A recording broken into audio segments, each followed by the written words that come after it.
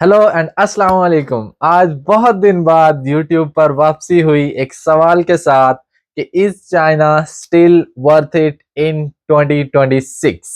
ये एक ऐसा सवाल है जो मुझसे बहुत सारे स्टूडेंट्स पूछते हैं और आज की वीडियो में हम इस सवाल पर बात करेंगे मेरे यहाँ पर चाइना में 3 साल गुजारने के बाद। अब वीडियो के एंड पे मैं इस सवाल का जवाब भी दूंगा कि अगर आज 3 साल गुजारने के बाद मेरे पास सेम सिचुएशन वही होती 3 साल पहले वाली कि मैं चाइना को चूज करूं या ना करूं तो मेरा जवाब क्या होता। तो सबसे पहले चाइना आने का आपका वाहिद मकसद पढ़ाई है। So most of the students either वो बैचलर्स के लिए हों, मास्टर्स के लिए या पीएचडी के लिए, वो यहाँ पर स्टडी वीजा पे आते हैं। ठीक है, तो सबसे पहले आपको आपका मकसद देखना है। अगर तो आपका मकसद है पढ़ाई, पर्सनल ग्रोथ, करियर डेवलपमेंट और अपने आप को इम्प्रूव करना, तो I have one short answer for you that there is no better place than China on this earth इन चीजों के लिए। ठीक है, दूसरे नंबर पे हम बात करते हैं पढ़ाई की कंप्लीशन की तरफ।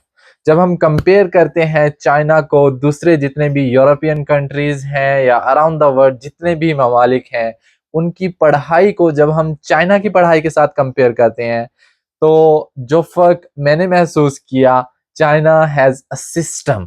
चाइना में आइदर बैचलर्स है तो वो भी एक सिस्टम के तहत चल रहा है। They have different milestones that you have to achieve in order to get your degree, और once you get a Chinese degree तो उसके साथ सिर्फ आपके वो नाम की डिग्री नहीं होती, उसके साथ आपके बहुत सारे स्किल्स जुड़े होते हैं जो आपने over the duration of your study obtain किए होते हैं। और ऐसे ही मास्टर्स और पीएचडी में भी ये डिफरेंट माइलस्टोन्स होते हैं जिनको अचीव करने के बाद आप ये एक डिग्री हासिल करते हैं। और ये डिग्री सिर्फ एक पीस ऑफ पेपर नहीं होती, इसके साथ आपकी पब्लिकेशंस होती हैं, आपकी लैंग्वेज होती है और आपके आइदर वो वेट लैब है या ड्राई लैब है उसके स्किल्स भी होते हैं।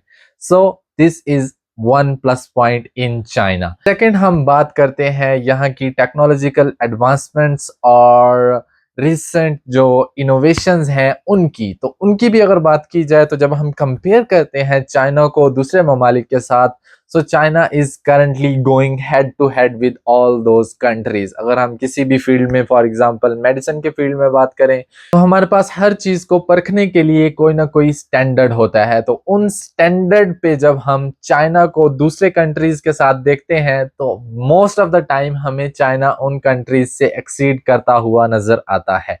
थर्ड और मोस्ट इंपॉर्टेंट बात जो आपको कंसीडर करना होती है वो होते हैं आपके फाइनेंसेस और आपकी फंडिंग्स और फाइनेंशियल सिचुएशन। अब अगर तो आप बैचलर्स पे हैं तो obviously you have a good backup on your back, like आपके पेरेंट्स आपको सपोर्ट कर रहे हैं, आपकी फैमिली आपकी फीस वगैरह सब कुछ कर रही है। और चूंकि पोस्ट ग्रेजुएट स्टडीज सारी ही यहाँ पे स्कॉलरशिप में होती हैं तो you have one definite edge with China के आपको फंडिंग मिल रही है और आपको इतना फाइनेंसिस का प्रॉब्लम नहीं होता क्योंकि हर महीने आपके पैसे आ जाते हैं जिनको आप डिफरेंट कामों में यूज कर लेते हैं। तो अब यहाँ पे सवाल आता है कि ये पैसे तो दूसरे कंट्री भी दे रहे हैं, दूसरे भी जितने ममालिक हैं, बहुत सारे ममालिक स्कॉलरशिप्स हैं। तो अभी उस डिटेल में मैं फिलहाल नहीं जा रहा कि कौन सा कंट्री कितने स्कॉलरशिप दे रहा है। ऑल्दो कुछ ऐसे कंट्रीज हैं जिनकी जो स्कॉलरशिप अमाउंट है वो चाइना से बहुत बहुत ज्यादा है, लेकिन हम यहाँ पे किसी एक फैक्टर को डिस्कस करने के लिए नहीं बैठे हुए, हमें सारे फैक्टर्स को एक साथ देखना है to make a final decision. अब इन तीन बड़े फायदों के साथ जो मैंने आपको बताए, there also comes a lot of challenges जो आपको चाइना आते हुए या चाइना आने के बाद फेस करने पड़ते हैं। सबसे बड़ा जो चैलेंज है वो है लैंग्वेज बैरियर, कि आपको चाइना में आने के बाद ऑब्वियसली चाइनीज प्रोफिशिएंसी पर अबूर हासिल करना होता है, तभी आप यहाँ पे हैप्पीली सर्वाइव कर सकते हैं। नो डाउट आप बिना चाइनीज लैंग्वेज सीखे भी सर्वाइव कर सकते हैं, but you can't be happy. आपको बहुत सारी ऐसी अपॉर्चुनिटीज होती हैं जो आप बहुत सारी ऐसी अपॉर्चुनिटीज होती हैं जिनको आप मिस कर रहे होते हो सिर्फ एक रीजन से कि आपकी चाइनीज लैंग्वेज अच्छी नहीं है। तो ये एक बड़ा फैक्टर है जो आपको कंसीडर करना पड़ता है यहाँ पे आने के बाद। Second is the work. That on your study visa आप यहाँ पे काम नहीं कर सकते, कोई भी जॉब करना इलीगल है। I'll make another video specially on this topic के आप जॉब कर सकते हैं नहीं कर सकते, लीगल whatever it is, तो इस पे हम सेपरेटली बात करते हैं। करंटली सेकंड दूसरा चैलेंज जो हमारे पास लैंग्वेज बैरियर के साथ आ जाता है वो है वर्क का, कि आप वर्क नहीं कर सकते। अब ऑब्वियसली अगर आप चाइना आना ही अपनी स्टडीज के लिए चाहते हैं, अपनी पर्सनल ग्रोथ, करियर डेवलपमेंट और पर्सनल माइलस्टोन्स की वजह से आना चाहते हैं, तो फिर आपको इस बात से मसला नहीं होना चाहिए कि आप आइदर यहाँ पे चाइना में एक्स्ट्रा अर्निंग कर सकते हैं या नहीं कर सकते।